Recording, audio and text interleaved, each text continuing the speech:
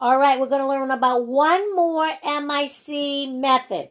You learned about the panel with on the last few slides where there was a panel for MIC with a lot of different antibiotics in it.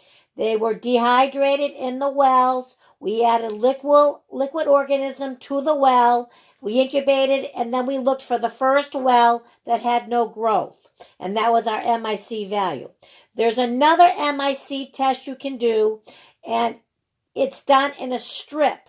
And what it is each strip only has one MIC for one antibiotic. So we use these for specific special antibiotics if the doctor wants an extra one.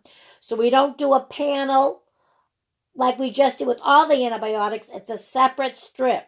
But you have to know, this is another MIC method. So you learned 3 different things for antibiotic testing. You learned a Kirby Bauer with Muller-Hinton, and that was discs. That was not an MIC. That was a disc diffusion. Then you learned 2 MIC methods. The MIC panel with the liquid wet method. And now you're going to learn a little strip method. Okay? So MIC sensitivities can also be done on an E-test strip. Instead of having different concentrations of antibiotics in liquid form in an MIC panel, we have E-test strips that are each impregnated with a different antibiotic. And we read the MIC value the organism goes up to on the strip. So instead of having a bunch of wells where we're looking for the the first well that doesn't have any growth, this we're actually looking at the MIC numbers on a strip. All right, and then we will correlate the number with an interpretation of sensitive, intermediate, or resistant looking at a chart.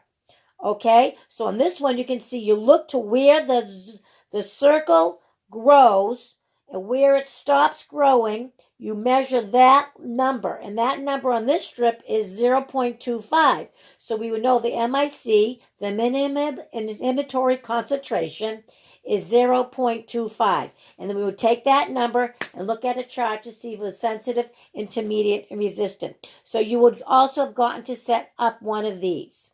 So again, this is a lot of information. I'm sure you're going, oh my God, it's so much. But once you looked at the filled-in lab report, it will make a lot more sense. Okay?